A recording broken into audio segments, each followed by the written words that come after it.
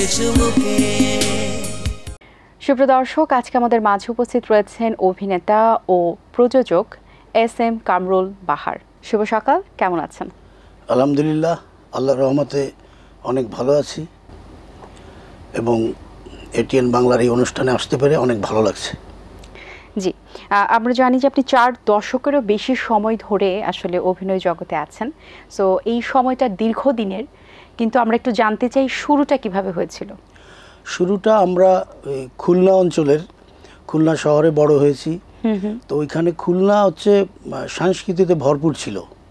শুরুতেই মানে প্রতিদিন দেখা গেলো গান হচ্ছে, নাটক হচ্ছে, জারি শাড়ি কাওয়ালি, তারপরে ওয়াজ মাহফিল হতো, খেলাধুলা হতো। তো আমরা ভরপুর সংস্কৃতির মধ্যে বড় হয়েছি। স্কুলে প্রোগ্রাম হতো, কিন্তু ছোট ছিলাম, আমাদেরকে স্কুলে চান্স পেতাম না। আমাদের যারা সিনিয়র ওনরা অনুষ্ঠানে চান্স পেত। কিন্তু আমি যখন ক্লাস 8-এ পড়ি তখন আমরা চান্স পেলাম, আমাদেরকে ডাকলো নাটকের জন্য। সেটা 1981 সাল। তো আমি একটা ইন্টারভিউ দিলাম নাটকে, নুরুল হকের লেখা রক্তিম বাংলা নাটক, ভাষা আন্দোলনের পরে। ওখানে আমি চান্স পেয়ে গেলাম এবং কেন্দ্রীয় চরিত্রে চান্স পেলাম। তো 21শে ফেব্রুয়ারিতে মঞ্চস্থ হলো এবং আমাদের ওখানে বিশাল বিশাল অডিটোরিয়াম ছিল, যেটা ভাবার মতো না যে খুলনা খালিশপুর অঞ্চলে এত বড় অডিটোরিয়াম। তো ওই অডিটোরিয়াম পূর্ণ, ওখানে আমরা শো করলাম এবং দর্শক প্রচুর, মানে আমাদের নাটক দেখে। এবং আমার একটা চরিত্র ছিল যে আমি ছাত্রনেতা, ভাষার জন্য আন্দোলন করতে যেয়ে গুলি লেগে যায় আমার, আমি মারা যাই। তো আমার ওই অভিনয় দেখে স্যাররা, ছাত্ররা বা যত দর্শক ছিল সবাই কেঁদেছে। এবং পরে তো আমরা একেবারে মানে সবাই বললো যে তোমরা আরও করো। তখন আমি 26শে মার্চে করলাম, তারপরে শ্রমিক দিবস 1 মেতে করলাম, তারপরে 16 ডিসেম্বরে করলাম। এরপরে স্কুলে যে 2-3 বছর ছিলাম নিয়মিত আমাদের শো করতে হতো। তারপরে যখন কলেজে ভর্তি হলাম, কলেজ থেকে তো আর ওই রকম সুযোগ পাচ্ছি না। পরে চিন্তা করলাম যে অভিনয় আমার শিখতে হবে। আমরা তো স্কুলের নিজের মন মতো করে করলাম। তখন আমাদের খালিশপুর এলাকায় একটা সংগঠন ছিল, ঢাকা গ্রুপ থিয়েটার ফেডারেশনের অন্তর্ভুক্ত দল, রূপসা থিয়েটার, যেটা ঢাকা থিয়েটারের গ্রাম থিয়েটার একবার চালু করেছিলেন। ওই গ্রাম থিয়েটারের অঙ্গ সংগঠন। এবং ঢাকা থেকে নাটকের স্ক্রিপ্ট যেত, ওই স্ক্রিপ্টগুলো পড়ানো হতো। তো ওই নাটকে আমি অংশগ্রহণ করি। ওই ঢাকা থিয়েটারে তখন চোর নাটক পাঠিয়েছিল, সালাম সাকলিনের লেখা অনেক ভালো নাটক ঢাকা থিয়েটারের, হুমায়ুন ফরিদি যেটা চোর করেছিলেন। আচ্ছা, তো ওই নাটকটা আমি অভিনয় করি আর কি, এবং অনেক কিছু শিখতে পারি ওখান থেকে। বাহ, আপনার জার্নিটা খুব চমৎকার। আসলে এত আগে থেকে আসলে এত দিনের একটা জার্নি, এবং শুরুটা আপনার খুব ভালো ভালো কাজ দিয়েই হয়েছে। সো 81 সালের যে সময়টাতে আপনি শুরু করেছিলেন, সো সেই সময়ে আসলে যদি বলি যে অভিনয়ের জগতে এখন যেরকম আমরা সবাই জানি বা নোন, তখন কিন্তু তা ছিল না। সেই জায়গা থেকে আপনার কোনো স্ট্রাগলিং পয়েন্ট ছিল কিনা, বা নিজের জায়গা থেকে আসলে স্ট্যাবলিশ করতে যে আমি অভিনয় শিল্পী হতে চাই, কোনো প্রবলেম হয়েছে কিনা? প্রবলেম তো বিস্তর। মানে আমাদের দেশে কিন্তু একটা ট্রেডিশন আছে যে সবাই অভিনেতা হতে চাচ্ছে, সবাই শিল্পী হতে চাচ্ছে। তো আমাদের তো ওই খুলনাতেও বা ঢাকায় যখন আমি আসলাম, দেখলাম যে মানে হাজার হাজার ছেলেমেয়েরা ট্রাই করছে, গ্রুপ থিয়েটার ফেডারেশনে অভিনয় শিখছে। অভিনয় শেখা ছাড়াও ছেলেমেয়েরা চেষ্টা করছে। তো অনেক তো স্ট্রাগল করতে হয় আর কি। তারপরে শিখতে হবে এবং জানতে হবে, থিয়েটার করতে হবে, তারপরে আবার লাক ফেভার করতে হবে, তখন সে শিল্পী হতে পারবে। যেমন আমি তো অনেক বছরই হয়ে গেল অভিনয় করি, দর্শক হয়তো চেনে, কিন্তু আমি মনে করি না যে আমি এখনও অভিনেতা হতে পেরেছি। আচ্ছা, মানে অভিনয় শিল্পীদের একটা অপূর্ণতা থেকে যায়, একটা খোরাক থেকে যায়, আসলে ওটা পূর্ণ করতে করতে কিন্তু জীবনটা চলতে থাকে এবং অভিনয় জগতের পথ চলাটা চলতে থাকে। আচ্ছা, অনেকে তো এখন মনে করে যে আসলে অনেকে শিখতে চায়, আসলে বলে, কিন্তু অনেকে শেখার আগ্রহ নেই। আবার অনেকে শিখতে চান কিন্তু তার হয়তোবা সিচুয়েশান নেই। আবার অনেকে বাই বর্ণই হয়তোবা কিছু অভিনয়ের যে ট্যালেন্ট সেটা নিয়ে জন্মগ্রহণ করেন। এক একজনের এক এক রকম প্যাটার্ন থাকে। সেই জায়গা থেকে শেখার যে ভূমিকাটা বা শেখার যে দরকারিটা, সেই জায়গাটা কতটুকু একজন অভিনয় শিল্পীর জন্য প্রয়োজন?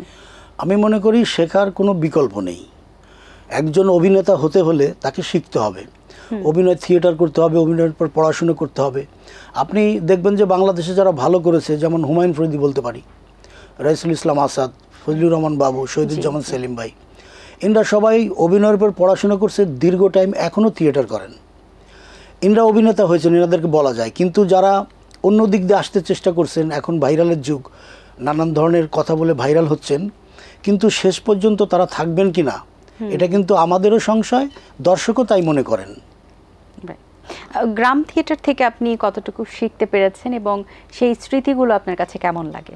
হ্যাঁ, গ্রাম থিয়েটারে যখন গেলাম চোর নাটকের স্কিপ পড়ছি, তো তখন তো ওনারা বললো যে আপনারা আগে যেভাবে নাটক করেছেন প্রম্পট করেছেন, প্রম্পট করে নাটক করেছেন, কিন্তু এখানে প্রম্পট হবে না, এখানে আপনার স্ক্রিপ্ট মুখস্থ করতে হবে। তখন আমরা ওইটা শিখলাম যে স্ক্রিপ্ট এখন মুখস্থ করতে হবে।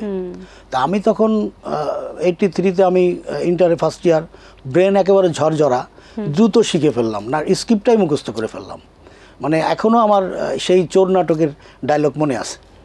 আচ্ছা, যেহেতু মনেই আছে, তাহলে আপনার কাছ থেকে আমরা একটা ডায়লগ একটু শুনতে চাই এখনই, মানে রাইট নাও। হ্যাঁ, চোর নাটকে এই ক্যারেক্টার চোর, সে চুরি করার আগে পাশানাজির বাড়িতে চুরি করবে, চুরি করার আগে সে ওই গায়ের মধ্যে তেল লাগাচ্ছে, সরিষার তেল, আর তখন সে পুঁথি চুরি করতে যাওয়ার আগে বাড়ি বাড়ি চুরি করি পাই চিটা ধান, ভাঙ্গা ঘরে শুয়ে থাকি চিকায় টানে কান, এত ঠেলার চুরি করি তাও ভরে না পেট, দিনে রাইতে বউডা আমার করে ক্যাটর ক্যাট, মিশা টিপে পাশান হাজি জমি নিল কাড়ি, আজ রাইতে চুরি করু মহিহালারি বাড়ি, শৈলের মধ্যে দিয়া নিলাম খাড়ি শস্যার তেল, ধরলে পরে সুড্ডা জামু সেলসেলা সেলসেল।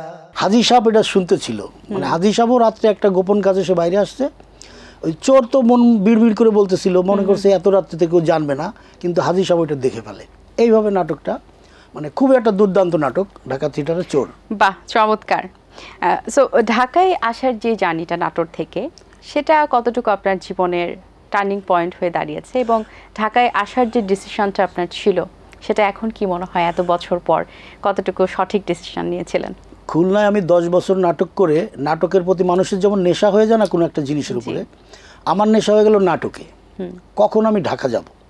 হ্যাঁ, এখন ঢাকা আসতে চাইলে তো ফ্যামিলি আসতে দিবে না, লেখাপড়া, আমি গ্রাজুয়েশন করে ঢাকায় 90-তে আসলাম। এবং ওই সময়টাতে আসলে কিন্তু একটু ডিফিকাল্টি ছিল বুঝানো ফ্যামিলিকে। তো আমি তখন বললাম যে আমি মাস্টার্স করবো ঢাকায়, চলে আসলাম, আসতে দিল।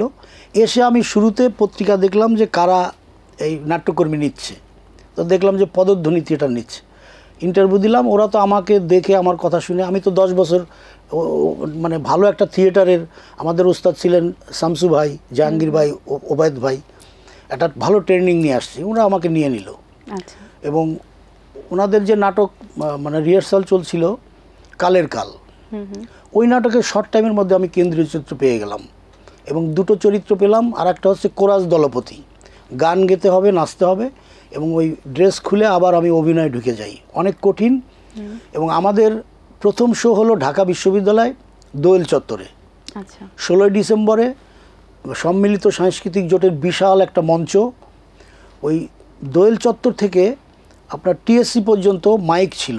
মানে আমার জীবনের একটা মানে সবচেয়ে বড় পাওয়া যে আমি ঢাকায় প্রথম শো করলাম লাখো জনতার মাঝে, এবং আমি 2টো ক্যারেক্টার করতেছি দুর্দান্তভাবে, এবং দর্শক সেটাকে সাপোর্ট করেছে। মানে ওইটা আমার ভোলার না আর কি, যে আমার অভিষেকটা মানে এমন হলো আর কি, চমৎকারভাবে, মানে বিশাল একটা আয়োজনের মাধ্যমে। আচ্ছা, সো এখন বর্তমানে কি কি কাজ নিয়ে ব্যস্ততা চলছে, এখন কোথায় কোথায় কাজ করছেন? বর্তমানে আমার তো অনেকগুলো সিরিয়াল প্রচার হচ্ছে, এটিএন বাংলা একটা প্রচার হচ্ছে, হাউস হাজব্যান্ড, এটার ডিরেক্টর আছে ফরিদুল হাসান ভাই। তারপরে আপনার মাছরাঙ্গাতে একটা প্রচার হচ্ছে, তারপরে আরও মানে অনেকগুলো সিরিয়াল করছি। আর এখন একটু টার্ন নিয়েছি, আমি সিনেমা করছি। আচ্ছা, তো আমি মূলত সিনেমাতে যাওয়ার কারণটা কি? সিনেমাতে হয় কি যে একজন অভিনেতার তো একটা টার্গেট থাকে যে সে কি করবে। তা আমি মনে করি যারা মঞ্চ করে, টেলিভিশন করে, তারা তাদের শেষ মানে সিদ্ধান্ত বা শেষ চাওয়া পাওয়া হচ্ছে সিনেমা। রাইট। তা আমাকে সিনেমা থেকে ডাকে, ওই যে আমরা যেমন টেলিভিশনে যেসব ক্যারেক্টার করি, তা আমি বলেছি যে আমি যদি সিনেমা করি তাহলে ভিলেন করব।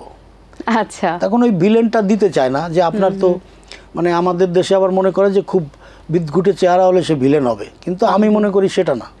আমাদের হুমায়ুন ভাই, ফরিদি ভাই তো হিরো ছিলেন, তারপরে তো দাপটের সাথে বাংলাদেশের চলচ্চিত্রে সে দুর্দান্ত ভিলেন ছিলেন। আমি মনে করি ভিলেন করতে হবে অ্যাক্টিং দিয়ে। তারপরে কোনো মতো একজন ডিরেক্টর আমাকে রিস্ক নিছে ভিলেনে, জেসমিন আক্তার নদী, চৈত্র দুপুর সিনেমা। তো উনি পরে আমি যখন গেট আপ নিলাম, অভিনয় করলাম, উনি বল না ভাইয়া ঠিক আছে, আমরা বুঝতে ভুল করেছি, এখনো যে আমার আরেকটা সিনেমার কাজ চলছে আজিম খানের 2 মা, আর এই 26 তারিখে যাচ্ছি বান্দরবন, নীল আকাশে পাখি উড়ে, SD রুবেলের পরিচালনায় সিনেমা। এইভাবে এগিয়ে যাওয়ার চেষ্টা করছি। বা আমরা জানি যে আপনি খুব ভালো গানও গাইতে পারেন, তো আপনার কণ্ঠে আসলে 2 লাইন গান শুনতে চাই আমরা।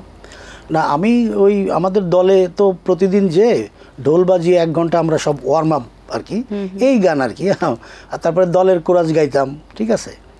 তারপরে ওই যে সম্প্রতি আমাদের নড়াইল জেলা, একটা নড়াইল জেলার ওপর একটা গান করছি, ওই লিরিক্সটা আসছে কিন্তু ঈদের চাপে আমি ওটা ভালো করে পড়তেও পারি নাই। তারপরে আমি অন্তরা থেকে 2 এই লাইন শোনাই আর কি।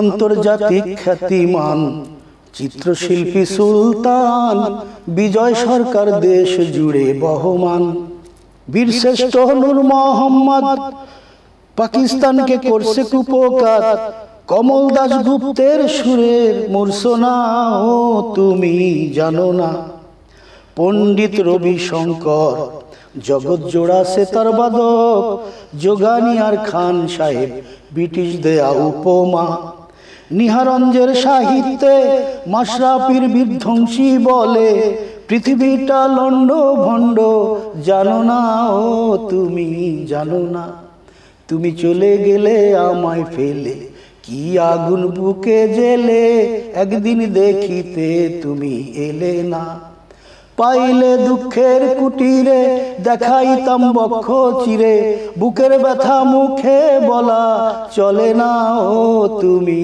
জানো না, নড়াই এসো হে প্রিয়, পেড়োর সন্দেশ একবার খেয়ে যাও না। বাহ, চমৎকার গানের কথাগুলো। এটা একটা মিউজিক ভিডিও হবে, ঈদের পরে গান রেকর্ড হবে, মিউজিক ভিডিও হবে এবং আশা করি ভালো একটা কিছু হবে। আচ্ছা, তার মানে দর্শকরা আপনাকে মিউজিক ভিডিওতেও পাচ্ছেন? জি, এই গানে আমি সিঙ্গার, আমার সাথে ডুয়েট গান স্মৃতি মজুমদার গাবে আমার সাথে। আচ্ছা আচ্ছা, বাহ।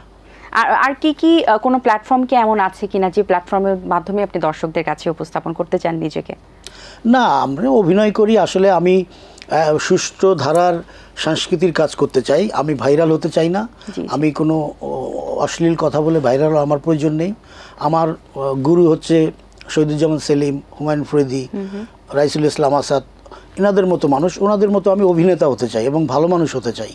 আচ্ছা, যেহেতু ভাইরালের কথা যেটা বললেন, একটু সেটা টেনে একটু বলতে চাই, জানতে চাই আসলে আপনার মতামত, যে এই যে ভাইরাল হওয়ার কারণে হয়তো বা অনেকেই এমন কিছু কন্টেন্ট বানাচ্ছে যেটার কারণে তারা ভাইরাল হচ্ছেন এবং কিছুদিন পর কিন্তু সেটা থাকছে না। কিন্তু এই ক্ষেত্রে আসলে যারা শিল্পী রয়েছেন, কোয়ালিটিফুল কাজ যারা করতে চান এবং যারা ভালো কাজগুলো সবসময় দর্শকদের সামনে উপস্থাপন করতে চান, তাদের জন্য কি কোনো জায়গা থেকে রিস্ক বা তাদের জন্য কোনো হ্যাম্পার হচ্ছে কিনা?